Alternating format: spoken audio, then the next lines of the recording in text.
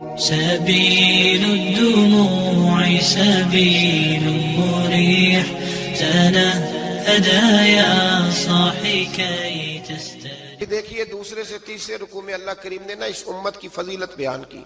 فرمایا کنتم خیر امت اخرجت للناس، فرمایا تم بہترین امت ہو، تمہیں اللہ تبارک و تعالیٰ نے لوگوں کی بھلائی کے لیے پیدا فرمایا ہے. اے رسول کریم کی امت تم ایک بہترین امت ہو. دنیا میں سب سے کمزور شخص پتہ کون ہوتا ہے؟ جسے یہ پتہ ہی نہیں ہوتا کہ میرا مقام کیا ہے. اگر پتہ چل جائے نا میرا مقام کیا ہے تو جینا آسان ہو جائے. یعنی ایک آدمی استاد ہے، ٹیچر ہے، اور جب وہ چھوٹی حرکت کرتا ہے نا تو پتہ لگتا ہے کہ اسے پتہ ہی نہیں کہ میرا اصل میں مقام کیا ہے. تو استاد ہے، تیرا سٹیٹس ہے، تیرا معیار ہے، اتنی چھوٹی بات تو کر گیا. بہت بڑا آدمی، وزعدار آدمی، وہ جب چھوٹی بات کرتا ہے تو محسوس ہوتا ہے کہ نہیں باتوں میں ہی بڑا ہے، باقی اس کے پاس کوئی چیز موجود نہیں ہے. امت مسلمہ بڑی امت ہے. جب یہ چھوٹی بات کرتی ہے نا، چھوٹی بات، میں ملک سے باہر تھا تو وہ سنگیوں کو، ہمارے مسلمانوں کو کچھ مسئلہ بن گیا. ان کی ڈیوٹی ہے سارا دن غیروں کی تعریفیں کرنا، سارا دن تعریفیں کرتے ہیں. ان کی سڑکیں دیکھی ہیں، ان کے مکان دیکھیں، ان کی فلانی چیز دیکھی ہے. تو میں نے ان سے کہا کہ میں نے تو سنا ہے کہ بچہ بالغ ہو جاتا ہے تو ابا خود کہتا ہے جا اپنا بندوبست کر. کہتا ہے کہ نہیں کہتا؟ تو میں نے کہا یہ تو نکال دیتے ہیں بچوں کو، بچے اپنا بندوبست کر لیتے ہیں اور ابا جی کا بندوبست کوئی بھی نہیں کرتا. 2-3 مہینے یورپ میں بوڑھا اندر مر جاتا ہے تو پھر باہر خبر آتی ہے کہ مر گیا، جب بدبو گلی میں آنے لگتی. یہ معیار ہے. سڑکیں پکی ہیں، اس میں کوئی شک نہیں، مکانات اچھے ہیں، قانون کی پابندی ہے. لیکن میرا مسلمان جب وہاں جاتا ہے اشارہ نہیں توڑتا، تو اگر یہاں بھی نہ توڑے تو قانون یہاں بھی صحیح ہو سکتا ہے. لیکن جو بندہ وہاں سے پیسے کما کے آتا ہے نا، وہ کہتا اب اشارہ نہ توڑو تو پتہ کیسے چلے گا کہ میں وہاں سے آیا ہوں. تو بھائی آپ بہترین لوگ ہیں، آپ چھوٹی بات کیوں کرتے؟ آپ بہترین لوگ. آپ تھوڑا اونچا بیٹھ کے بات کریں. آپ کا ایک سٹیٹس ہے، مومن کا ایک مقام ہے. میرے نبی کریم صلی اللہ علیہ، رسول کریم علیہ السلام بیت اللہ شریف میں کھڑے تھے، کعبہ معظمہ کے سامنے. حضور نے بیت اللہ شریف کی طرف دیکھ کے فرمایا، کہ ترمذی کی حدیث ہے، حضور فرمانے لگے کعبے تیری بڑی عزت ہے، پر جو بندہ میرا کلمہ پڑھ لیتا ہے نا، بندہ مومن، اس کی عزت اللہ کی نظر میں کعبے سے بھی زیادہ ہے. وہ زیادہ قابل اعزاز ہے. اب اس کو سمجھنا چاہیے نا کہ جس نے حضور کا کلمہ پڑھا اس کا ایک اعزاز ہے، یہ چھوٹی بات نہیں کر سکتا. اور اعزاز کس وجہ سے ہے وہ بھی اللہ کریم نے ارشاد فرمایا. فرمایا اخرجت للناس. اعزاز اس لیے نہیں کہ تیرا رنگ گورا ہے، اعزاز اس لیے نہیں کہ تیرا قد اونچا ہے، اعزاز اس لیے نہیں کہ تیرے پاس ڈگریاں زیادہ. تأمرون بالمعروف. امت مسلمہ کی شان اس لیے زیادہ ہے کہ یہ لوگوں کو بھلائی کا حکم دیتے ہیں. وَتَنْهَوْنَ عَنِ الْمُنْكَرِ.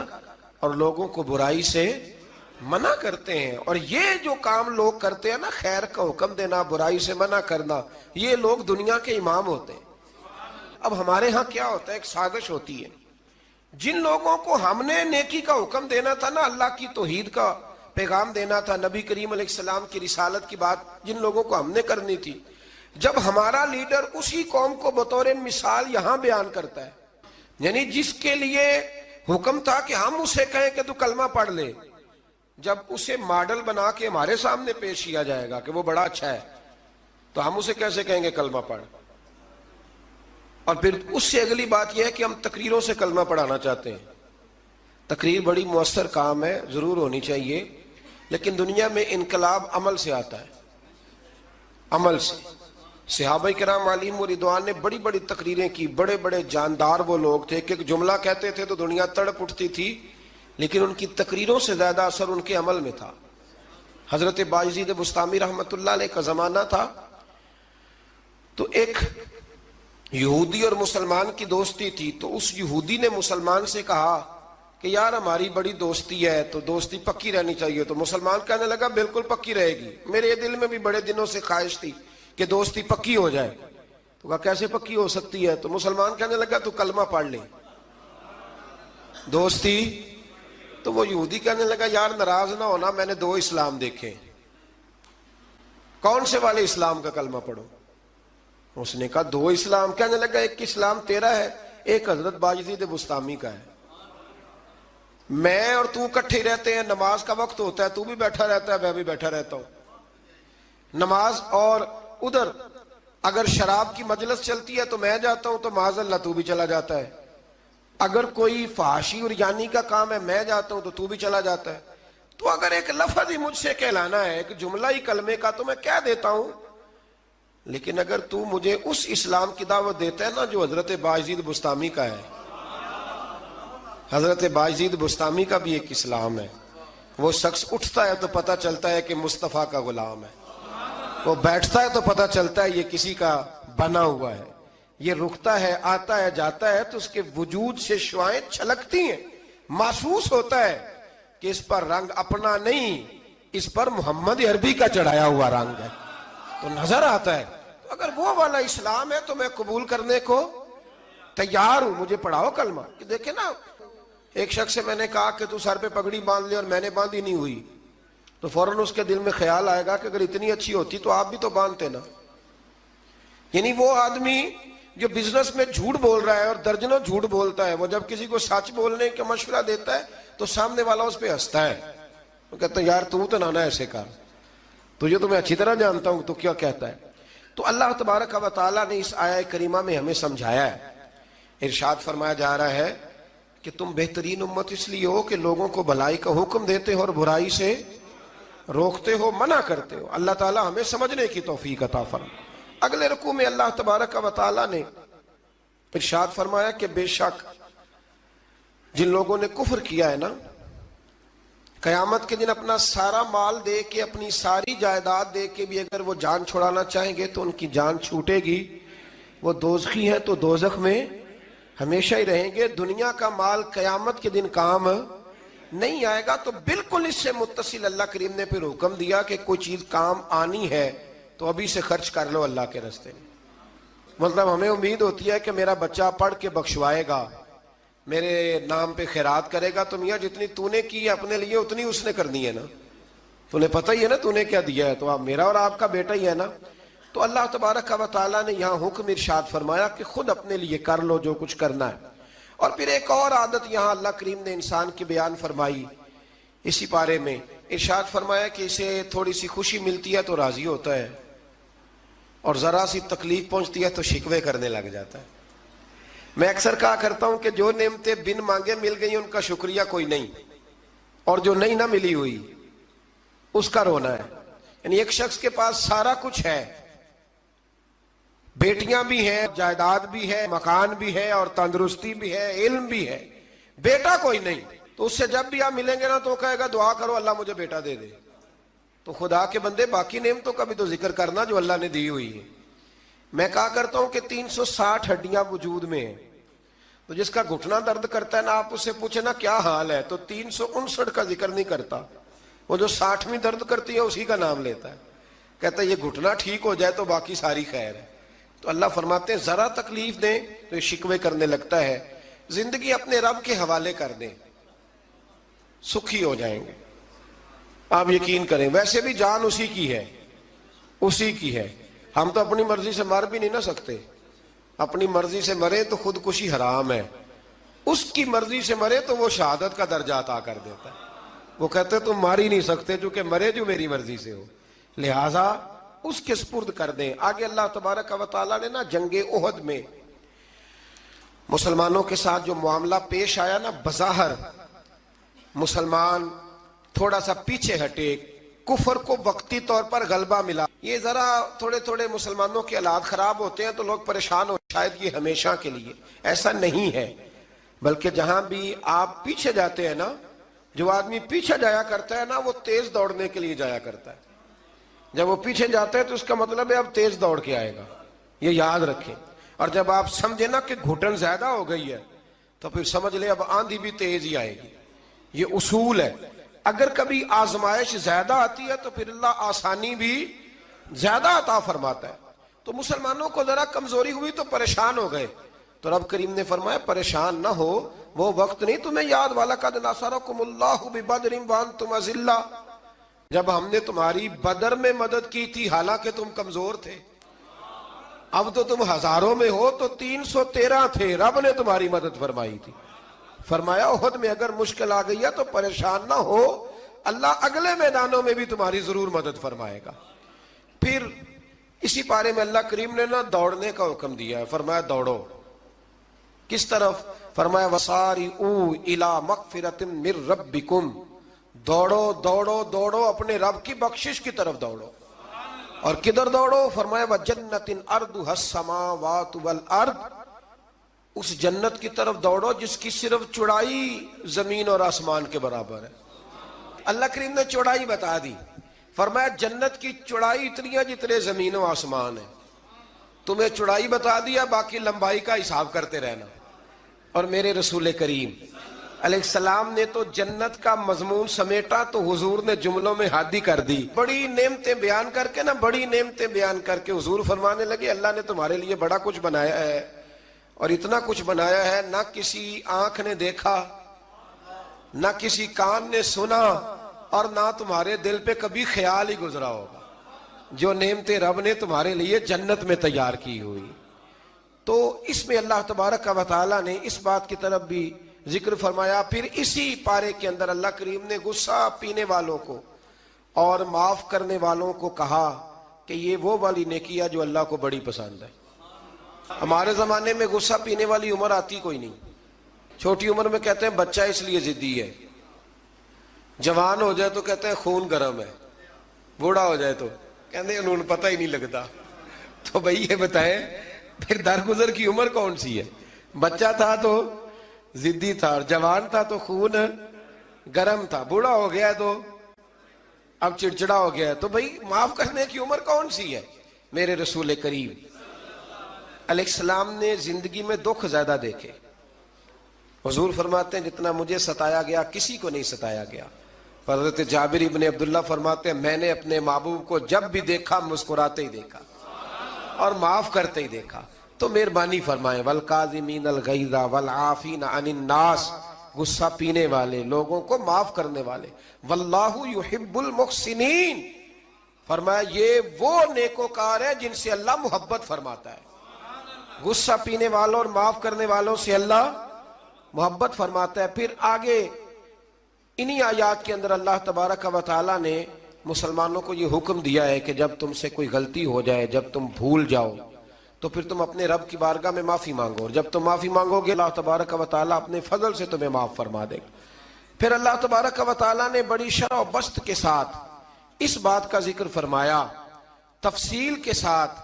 احد کے اندر جب لوگ پریشان ہوئے تھے تو وہ شدید آزمائش کا شکار تھے، تو مالک کریم نے انہیں تسلی دی. فرمایا یہ تمہاری آزمائش وقتی ہے، آنے والے وقت میں اللہ تمہیں کامیابیاں عطا فرمائے گا. احد کے بعد پھر جتنا بھی جہاد ہوا سب میں میرے رب نے کامیابیاں عطا فرمائی. پھر اسی پارے میں اللہ تبارک و تعالیٰ نے آیت نمبر 159 کے اندر رب کریم نے نبی کریم علیہ السلام کی سیرت کا ایک خاص پہلو بیان فرمایا ہے. حضور کی سیرت کا، زندگی کا ایک خاص عنصر بیان کیا. اور اللہ کریم نے فرمایا محبوب اللہ کی کیسی رحمت ہوئی کہ آپ اپنے غلاموں کے لیے نرم دل ہو گئے. یہ اللہ تعالیٰ کی کیسی رحمت من اللہ لنت لہم، آپ ان کے لیے نرم دل ہو گئے. وَلَوْ كُنْتَ فَظًّا غَلِيظَ الْقَلْبِ، اگر آپ سخت دل ہوتے یا سخت مزاج ہوتے، لَانْفَضُّوا مِنْ حَوْلِكَ، تو یہ آپ کے پاس سے بکھر جاتے، یہ بیچارے آپ کے پاس پھر بیٹھ سکتے. یہ سخت مزاج جو آدمی ہوتا ہے اس کے پاس لوگوں کا جمع غفیر نہیں ہوتا، اس کے پاس سے لوگ ٹوٹنے لگ جاتے. اچھا وہ اور چکر میں پڑ جاتا، کہتا دیکھا میرا روب، کوئی میرے پاس نہیں بیٹھتا، کسی کی جرت ہے میرے پاس بیٹھے؟ میں نے کہا روب نہیں جناب، آپ مان کیوں نہیں لیتے کہ آپ اخلاقی طور پہ بڑے کمزور ہیں؟ آپ کے اپنے بچے بھی، میں ابا جی کو جانتا ہوں، کئیوں کو جو گھر جاتے ہیں تو بچے چھپتے ہیں اور تسبیح پڑھتے ہیں کہ ابا جی واپس کب جائیں گے گھر سے. تو یہ کوئی معیار ہے؟ رسول کریم صلی اللہ تعالی علیہ وسلم کی طبیعت کے اندر وہ خاصیت تھی کہ ہر چھوٹا بڑا میرے محبوب کی بارگاہ میں جا کے اپنا دکھڑا سنا لیا کرتا. حضور معاف کرتے تھے، نبی پاک محبت فرماتے تھے. تو اپنی زندگی کے اندر وہ سارے معاملات پیدا کریں. ہم خوابوں کی دنیا میں زندہ رہتے ہیں کہ چلو ٹھیک ہے جی میرا بڑا روب چل رہا ہے، کوئی آدمی میرے قریب نہیں بیٹھتا، تو یہ کوئی کمال نہیں. نبی پاک علیہ السلام کی سیرت کا کمال یہ ہے کہ حضور تک رسائی آسان تھی. ہر آدمی اپنی بات بڑی آسانی کے ساتھ حبیب کریم کی بارگاہ میں عرض کر لیتا تھا. ایک آیت ہے جی جو آپ نے بڑی ضروری یاد رکھنی ہے. یہ آیت نمبر 179 ہے. اس پر آپ نے ضرور توجہ کرنی ہے, ضرور غور کرنا ہے. ایک چھوٹا سا مسئلہ لوگ بڑا اس کو الجھا دیتے ہیں. اللہ کریم نے اس آیت کریمہ میں اس کا بھی بیان فرمایا ہے. اسی پارے میں سورہ آل عمران میں فرمایا وَمَا كَانَ اللَّهُ لِيُطْلِعَكُمْ عَلَى الْغَيْبِ وَلَكِنَّ اللَّهَ يَجْتَبِي مِن رُّسُلِهِ مَن يَشَاءُ. فرمایا اللہ کی یہ شان نہیں کہ عام لوگوں کو غیب کا علم دے, لیکن اپنے رسولوں میں سے جسے چاہتا ہے اسے چن لیتا ہے. عام لوگوں کو اللہ اپنے غیب پر مطلع کرتا, لیکن اپنے رسولوں میں سے جسے چاہتا ہے اسے. یہ سورہ آل عمران ہے. کوئی کسی تفسیر میں آپ نہ جائیں, سادہ ترجمہ کسی کا کیا ہوا پڑھ لیں. عام لوگوں کو اللہ غیب پر اطلاع دیتا نہیں, لیکن اپنے رسولوں میں سے جس کو چاہتا ہے اسے چن لیتا. حضرت عمر فاروق فرماتے ہیں رسول کریم کے علم پر کچھ منافقین نے اعتراض کیا کہ ہم پیچھے نمازیں پڑھتے ہیں, انہیں ہمارا علم نہیں. تو کہتے ہیں نبی کریم منبر پر بیٹھے فجر کے بعد, تو فرمایا پوچھو کیا پوچھنا ہے. حضور نے اتنا بیان کیا کہ ظہر کی نماز ہو گئی. پھر زور پڑھ کے حضور دوبارہ منبر پر بیٹھے, اتنا بیان کیا کہ عصر ہو گئی. پھر عصر پڑھ کے حضور منبر پر بیٹھے, اتنی باتیں بیان کی کہ مغرب ہو گئی. حضرت عمر کہتے ہیں حضور نے ہمیں اتنی باتیں بتائیں کہ جہنمی جہنم میں چلے گئے, جنتی جنت میں چلے گئے. اور حضور پھر بیان کرتے ہے کوئی پوچھنے والا تو پوچھو مجھ سے کیا پوچھنا چاہتے ہو. ہمارے استاد تھے, شیخ تھے علامہ تحسین رضا صاحب بریلی شریف میں. انہوں نے ایک قطعہ کہا تھا بڑا شاندار. کہنے لگے علم غیب رسول کے منکر اس حقیقت کو بھول جاتے ہیں. غیب مانا کہ راز ہے, لیکن راز اپنوں سے کب چھپاتے ہیں. اور اعلیٰ حضرت نے تو قلم توڑ دیے, فرمانے لگے اور کوئی غیب تم سے نہا ہو بھلا جب خدا ہی نہ چھپا رہا. جو سب سے بڑا غیب ہے جب نبی پاک نے اسے ہی دیکھ لیا ہے تو پیچھے کیا رہ گیا. تو اس لیے اس آیت کریمہ میں اللہ کریم نے اس مسئلے کو حل فرما دیا. ہاں ایک بات ضرور ہے, اس پر ضرور آپ حضرات توجہ کریں کہ اللہ کے انبیاء کی اور نبی کریم علیہ السلام کی بھی کوئی چیز بھی, کوئی طاقت بھی ذاتی نہیں. جو بھی ہے اللہ کا عطا کرتا ہے. کوئی چیز بھی ذاتی, علم غیب بھی ذاتی نہیں, اللہ کا دیا ہوا ہے. آگے سورہ نساء آ جاتی ہے. سورہ نساء کے اندر نا اللہ کریم نے بالکل آغاز میں ارشاد فرمایا کہ یا ایھا الناس اتقوا ربکم الذی خلقکم من نفس واحدہ. اے لوگو اپنے رب سے ڈرو جس نے تمہیں ایک جان سے پیدا فرمایا. ایک بہت بڑے پیر صاحب کے صاحبزادے نے نا ایک شخص سے کہا کہ میرا ذرا خیال کرنا, میں فلاں بزرگ کا صاحبزادہ ہوں. تو آدمی کہنے لگا تو بھی ذرا خیال کرنا, میں بھی نبی کا صاحبزادہ ہوں. اس نے کہا تو کس نبی کا؟ کہنے لگے حضرت آدم علیہ السلام کا. تو چپ کر کے کہنے لگا بات تیری ٹھیک ہے, کیونکہ سارے حضرت آدم کی اولاد ہے. یہ جو قبائل بنائے جاتے ہیں نا, قبیلے, یہ تعارف کے لیے بنائے جاتے ہیں, صرف تعارف کے لیے کہ پتہ چل جائے اس کا فلاں قبیلے سے تعلق ہے, اس کا. اور برادریوں میں بھی جو قبیلے ہوتے تھے وہ ایک برادری کی بھی مختلف شاخیں ہوتی تھیں, مختلف شاخیں. قریش, بنو امیہ یہ قبیلہ ایک تھا, پھر اس کی آگے شاخیں ہو گئی اور بہت سارے لوگ تھے جو تقسیم در تقسیم ہوئے, شاخیں بنتی جاتی ہیں. تو یہ سارا کچھ کیا ہے؟ تعارف کے لیے ہے, ورنہ اولاد سارے کس کی ہیں؟ حضرت. اور نبی پاک علیہ السلام نے جب خطبہ دیا نا حجت الوداع کا, تو حضور نے اعلان فرما دیا, فرمایا نہ کوئی بڑا ہے, نہ کوئی چھوٹا ہے, نہ کوئی گورا ہے, نہ کوئی کالا ہے, نہ کوئی عربی ہے, نہ کوئی اجمی ہے. ہاں ان اکرمکم عند اللہ اتقاکم, اللہ کی نظر میں اس کی عزت زیادہ ہے جو زیادہ پرہیزگار ہے. ابھی تک یہ مصیبت بنی ہوئی ہے ہمارے معاشرے میں, ابھی تک برادریزم کی. اور کوئی عجیب سا ہی معاملہ ہے, سمجھ میں نہیں آتا کہ یہ کہاں جا کے حل ہوگا. ایک ہی برادری سے دو لوگ ہیں, ان سے کہا گیا کہ جناب وہ آپ نے کہا تھا کہ راجپوت فیملی میں رشتہ مل جائے تو اچھا ہے, تو مل گیا, کر لے. کہنے لگے نہیں کرنا, یہ مہاجر ہے, ہم مقامی ہیں. تو ٹھیک ہو گیا بھئی, اب کتنی تقسیم اور کرنی, یعنی اس سے بھی آگے اور پھر اس سے آگے تقسیمیں. اور یہ اتنی خوفناک تقسیم ہے کئی دفعہ پریشان ہو جاتے ہیں کہ قوم کتنی کو بٹے گی، کتنی کو بٹے گی. آپ یہ جو تقسیم ہے نا، اس تقسیم سے نکلیں. اب آپ یہ مزاج بنائیں کہ بھئی یہ نہیں کہ ان کو کھانا بنانا نہیں آتا، معاملہ یہ ہے کہ ان کا ٹیسٹ اپنا ہے، ہمارا ٹیسٹ. تھوڑی وحدانیت کی طرف جائیں، امت واحدہ بننے کی کوشش کریں. ایک تقسیم ایسی ہے بد عقیدگی کی کہ جس سے نکلا نہیں جا سکتا. جو بد عقیدہ ہو گیا اس کے ساتھ کیا صلح ہو سکتی ہے؟ لیکن باقی کوشش کریں، جو اپنے ہیں نا اپنے، ان کی غلطیوں سے درگزر کریں، انہیں قریب کریں، چھوٹی موٹی کمزوریاں دور کریں، محبت کے ساتھ ذکر کریں، خیر کی بولی بولیں، اپنوں کی باتیں اپنوں میں رکھیں اور کوشش کریں دل تھوڑا بڑا رہے، محبت تھوڑی بڑی رہے، پیار تھوڑا بڑا رہے، وفا تھوڑی بڑی رہے. اس سے آپ کا دل بھی بڑا ہوگا اور لوگوں کے اندر محبت بھی زیادہ پیدا ہوگی. اللہ ہمیں سمجھنے کی توفیق